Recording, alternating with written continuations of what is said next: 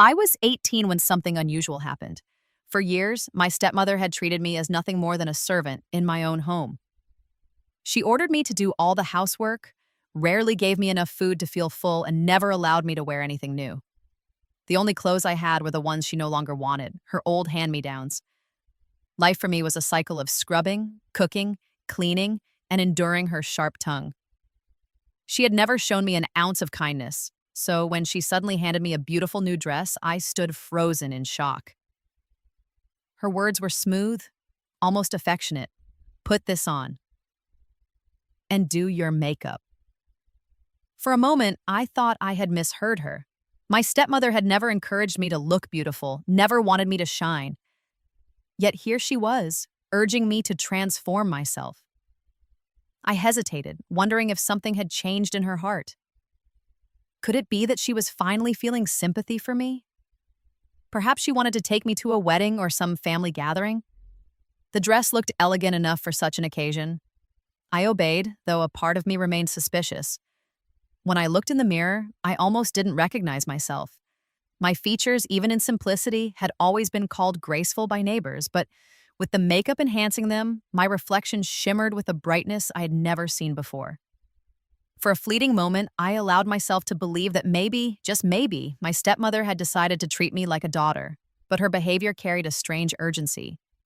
Once I was dressed, she insisted I put on a black cloak over my glittering clothes. When I asked where we were going, she simply said, "A very special place." "Hurry, we're late." Her eyes gave nothing away, but her tone made me uneasy. It was 10 at night when we stepped out of the house. Instead of taking the lively, crowded street, she led me through a lonely road that bordered the cemetery. My heart sank instantly. I hated graveyards, especially at night, and this street was eerily silent, so empty that even shadows seemed threatening. A chill gripped my chest as I whispered, "Why are we going this way? It's too deserted." She turned sharply, her eyes cold, and hissed, "Be quiet." My pulse quickened. Each step felt heavier as we walked past the rows of graves. Even the moon had disappeared into the darkness of its last phase. As if the sky itself had hidden away, I could hear nothing but my own heartbeat thundering in my ears. Something was wrong. I didn't know what, but I could feel danger tightening around me, waiting to reveal itself. We had barely walked past the cemetery when my stepmother suddenly stopped. She glanced at her wristwatch as though she were waiting for someone. The silence of the night pressed down on me so heavily that even the rustle of leaves sounded like whispers of doom. My palms grew clammy. I clutched the edge of my cloak tightly, my mind racing with questions I dared not ask. Why here? Why now? Then, breaking the stillness, came the distant growl of an engine. Headlights pierced the darkness, throwing harsh beams into my eyes. A car slowed down and pulled over right beside us. My body went rigid, terror clawing up my throat. My first thought was that this was a robbery. Such lonely places often lured criminals, and the idea of being attacked out here made my knees buckle. Instinctively, I stepped back, but instead of alarm, I saw something far worse. My stepmother's lips curling into a smile. A strange, almost satisfied smile.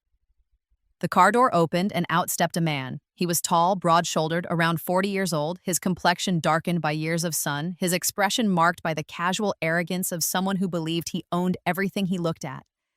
A red stain of betel nut colored his teeth as he chewed, smirking at me in a way that made my skin crawl. "Peace be upon you," my stepmother greeted him warmly, her tone unrecognizably soft.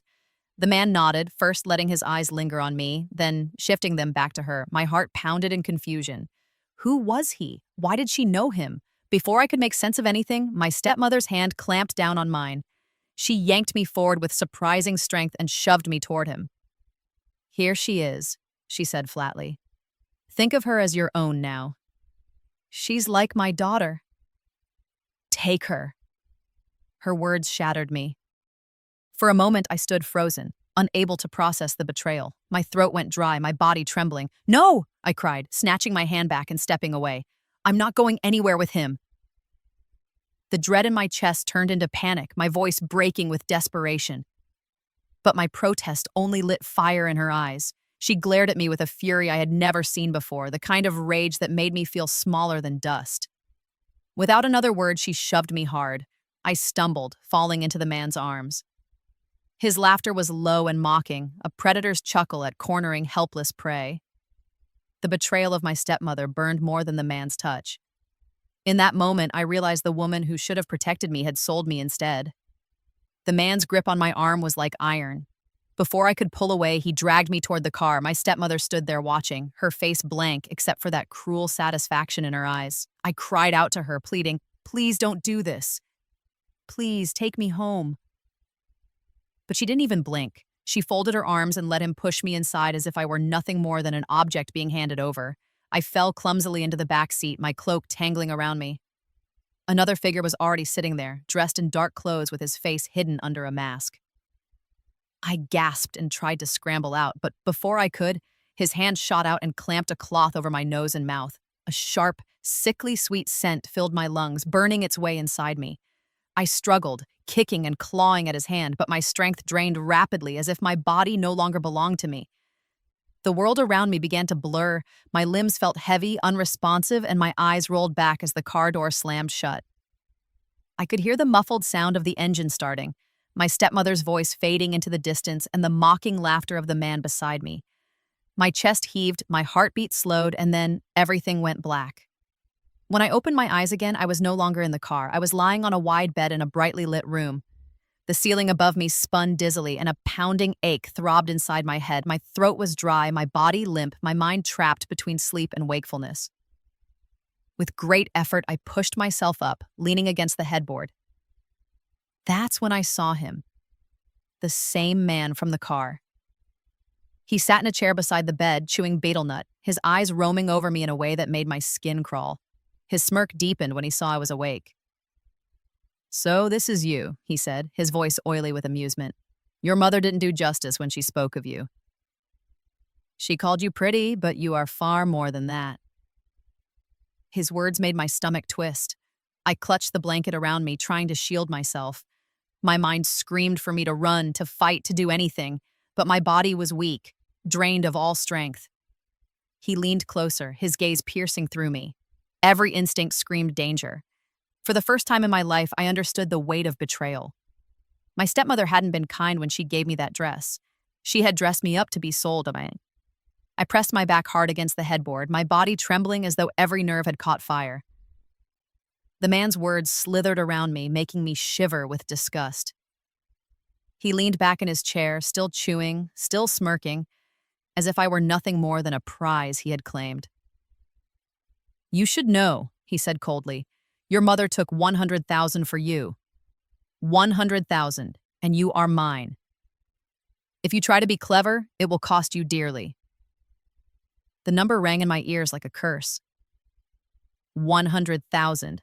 That was the price my stepmother had set for me. The value she placed on my dignity, my life, my soul. My throat closed and tears spilled from my eyes before I could stop them. I shook my head violently, whispering, "No, this can't be true. She couldn't, but deep down, I knew she could." My chest heaved as I begged him. "Please, I'm not what you think. I am a decent girl. My father works abroad. He left me in her care. I don't need your money. Please, just let me go home. I swear I will never speak of this to anyone." My voice cracked, my hands folded in desperation, but he only laughed. The sound was harsh, merciless. "You think your tears mean anything to me?" he sneered. "You are not here to plead. You are here to obey." His words cut into me like knives. My pleas, my identity, my pain, none of it mattered. I was just a transaction, bought and sold like a piece of property. The betrayal sank deeper into my bones, and with it came a crushing grief. The night stretched endlessly. My cries echoed in that room, but no one came to help. By morning, my body lay broken, my spirit torn apart.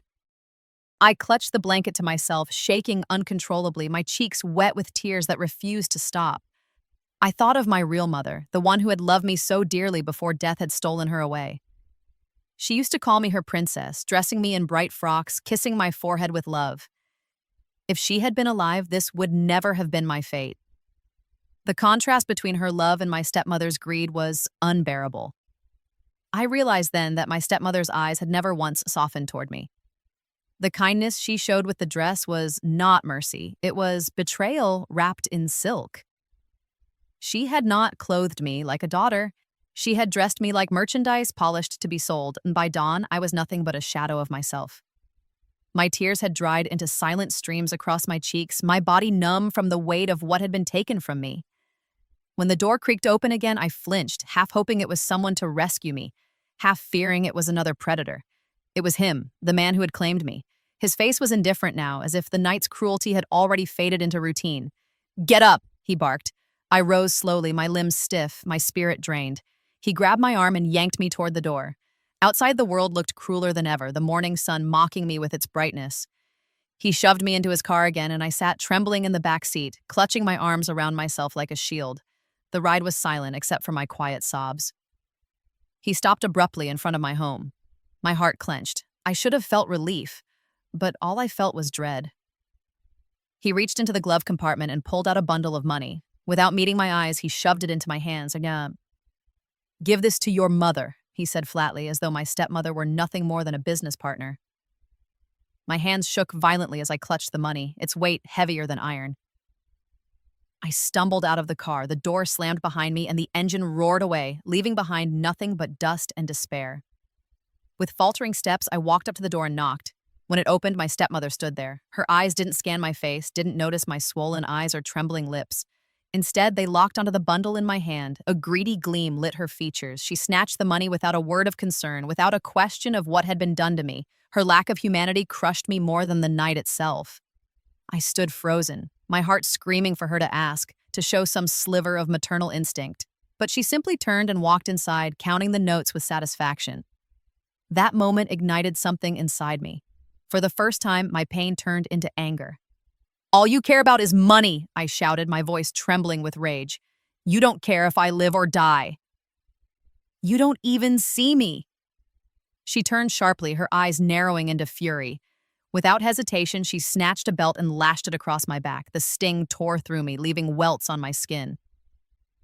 She struck again and again, cursing, calling me ungrateful, until I collapsed on the floor, sobbing. Then, with cruel determination, she dragged me outside and hurled me at the feet of another man waiting by the gate. I realized with horror that for her, I was not a daughter. I was a commodity to be sold again and again. The man outside looked at me the way one looks at an object already purchased. My stepmother dusted her hands as though she had rid herself of a burden. "She understands nothing but force," she told him coldly. "If she dares to resist, break her spirit." Those words cut deeper than the lashes of the belt still burning on my skin. I wasn't her child in her eyes. I was merchandise. He gripped my arm roughly and pulled me toward his car.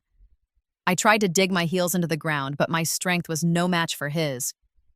He flung me into the back seat like I was luggage. The door slammed, sealing my fate yet again. My tears fell silently. I didn't even have the energy left to scream. When we reached his house, he dragged me inside and locked me in a dimly lit room. He loomed over me, his tone laced with threat. "If you try your games tonight, you'll regret it. I don't care for cries or protests." His voice was low, but the menace in it made my knees weaken. My lips trembled, but I said nothing. In that moment, something inside me began to die. I realized that resistance only brought more violence, more humiliation. And so, with trembling resignation, I buried my voice, my spirit, my dreams. The hardest crime is to kill one's own heart, but once that is done, nothing else seems impossible. That night, I surrendered not out of choice, but out of sheer survival. Days turned into nights, nights into days, each one stripping away more of who I used to be. I returned home bruised in body and broken in soul. My stepmother waited greedily, eyes shining with the hunger of money. But I no longer placed the cash gently into her hand. Instead, I hurled it at her face. It was my only weapon, my only act of rebellion. If she saw me as an object, then I would deny her even the satisfaction of respectful submission. She never flinched. She picked up the notes with the same hunger, her face glowing with the triumph of greed. For her, money washed away every trace of my suffering. I, however, had begun to drift into numbness. My tears still fell at night, soaking my pillow, but my soul no longer expected comfort. I avoided mirrors. I couldn't bear to look at the stranger I had become. Every time I stepped into my room, I whispered the same thought. If only I had died with my mother. If only I had been spared this life. Yet even in despair, a flicker of defiance remained. The refusal to ever let my stepmother's hands feel the comfort of money directly from mine. There were nights when the suffocating walls of the house pressed down on me so heavily that I could barely breathe. On those nights, I would slip out quietly, my steps dragging me to the only place where I felt some connection, some fragile thread of belonging, the grave of my real mother. I would kneel by the cold earth, pressing my palms against it as if I could somehow feel her warmth through the soil. The dam inside me would break, and I would sob until my chest ached. "Why did you leave me?" I whispered into the silence. "Why did you abandon me to this world of wolves? You promised I was your princess. You dressed me in frocks, kissed my forehead, told me I was precious. Then why, mother, did you let me fall into the hands of those who see me as nothing but flesh to be sold?" The night air carried no answer, only the sound of my own wails. I sometimes wondered if my mother had ever cursed me in her pain. My father had tormented her, beaten her, drained the life from her with his cruelty. Did she ever cry out to the heavens, wishing that his sins would one day fall upon his daughter? The thought seared my heart like fire. Could a mother's curse be the reason I was left to this fate? But then I would shake my head, pressing my face harder into the soil. No, she couldn't have. She had loved me too much. She would never have wished this horror upon me. More likely, she was weeping with me, unseen but near, grieving the daughter she could no longer protect.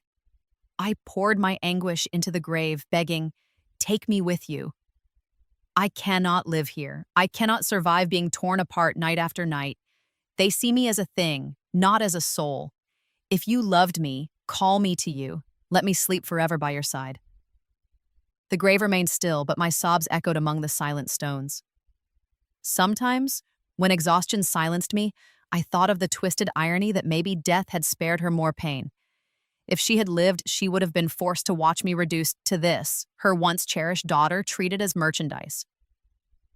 In that thought, there was both comfort and devastation. I always left the grave drenched in tears, but also carrying a little more emptiness each time. My body walked back to the house, but my heart stayed behind, buried with her. The cycle of torment only grew darker with time. My stepmother's greed seemed endless. She was never satisfied with what she had taken from me, always looking for a way to squeeze more money from my suffering.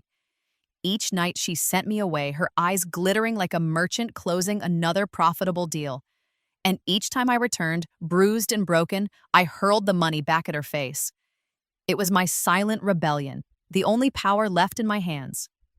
But even that defiance did not slow her hunger. One evening, her cruelty reached a new height. A man arrived with a bag full of money. My stepmother's hands trembled as she clutched it, her eyes glowing as though she had touched gold. Without hesitation, she handed me over to him. This time, I wasn't taken for a night or a week. I was kept for months. In his house, I lived like a prisoner. Different men came and went, and he collected the money like a landlord collecting rent. My body was no longer my own. My voice had long been silenced. Then came the final betrayal. One day, he told me to pack a small bag. My heart raced with fear, but I obeyed. Without explaining, he took me to the airport. Soon I realized what was happening. I was being trafficked abroad. The destination was Dubai, a place I had only heard of in whispers, but to me it sounded like exile. The plane carried me away from my homeland, away from my mother's grave, away from everything I had ever known. In Dubai, my life became a business. I was no longer even hidden in private homes. Instead, I was sent to hotels, rooms prepared in advance where men waited. They gave me a room number and nothing else. I would enter, and behind every door was another stranger who saw me only as entertainment, never as a human being. My name, my story, my dreams, none of it mattered. I had become what they wanted me to be, a commodity, dressed, painted, and sold. The neon lights of the city mocked me. Tourists strolled freely on glittering streets, while I walked corridors that led only to locked doors. Each step felt like walking deeper into a grave I could never escape. I had once dreamed of marriage, of family, love, but all those dreams had been shredded into pieces the night my stepmother pushed me into that car. Now, in this foreign land, my soul was gone. I was nothing but a body moving from one room to the next. It was an evening like countless others. I had been given a hotel name and a room number, my instructions clear and cold as always. My footsteps echoed down the polished corridor, each one heavier than the last. I knocked, the door opened, and I stepped inside with the lifeless grace of someone who no longer had control over her own fate. But when my eyes met the man sitting on the couch, the world stopped. It was my father. For a heartbeat, disbelief froze me in place. He stared back at me, his face pale, his lips parted in shock. The glass of alcohol in his hand trembled before he set it down on the table. His eyes swept over me, from the revealing clothes I had been forced to wear to the painted face that no longer belonged to the girl he had once known. Shame flooded his expression, but mine carried nothing. I had killed my tears long ago. I walked toward the small glass table, picked up the bottle of liquor, and poured a drink with deliberate slowness. Holding the glass, I stood before him, my lips curving into a bitter smile. "Here," I said, extending it toward him. "Drink." After all, this is what I've always paid for through my mother's death, through my own disgrace. Every sip you've ever had, I have covered its price. His eyes welled with tears. He reached out, not for the glass, but for my hand. "What have they done to you?" he whispered, his voice breaking. "That woman told me you ran away with someone. She said you were gone." I never believed it, but I didn't know. His words dissolved into sobs. I laughed bitterly, though the sound was hollow. "She sold me." "And you? You left me with her. You abandoned me to her greed, her cruelty. You were too drunk to notice, too weak to protect. You call yourself my father, but where were you when I needed you most?" He broke down completely, his shoulders shaking as he wept. In that moment, I felt no pity. The years of neglect, the nights of horror, the betrayal of being sold like property, all of it burned inside me. For the first time, he seemed to realize the weight of his failures. He begged me for forgiveness, clutching his hands together, trembling. And for the first time, I saw him not as my father, but as just another man, a man who had destroyed me before anyone else had the chance. My father's sobs filled the room, echoing louder than the hum of the city beyond the hotel walls. He clutched at my hands, his tears falling over my skin, as if trying to wash away years of absence with one broken moment. "Forgive me," he whispered again and again. "I should have protected you. I should never have left you with her. I will make this right. I swear, I will make this right." I stood motionless, staring down at him. Once, as a child, I had longed for his embrace, had yearned for him to fight for me when my mother died. But now, after all that had been torn from me, I felt nothing but emptiness.